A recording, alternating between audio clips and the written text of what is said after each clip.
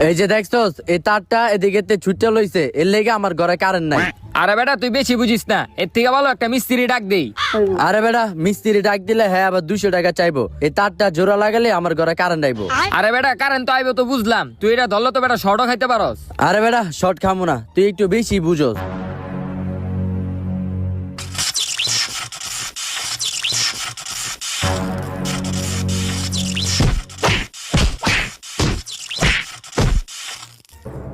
হ্যাঁ হ্যাঁ, আমার বন্ধুর কি হলো, তাড়াতাড়ি ডাক্তার কাছে লয়ে যেতে হইব।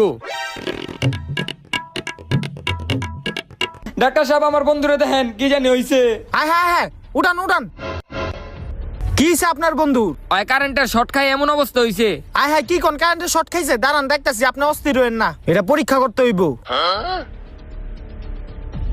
হ্যাঁ পরীক্ষা করা শেষ, আমি এক্স এর কাগজটা লয়ে আহি, আপনি এই জায়গায় দাঁড়ান।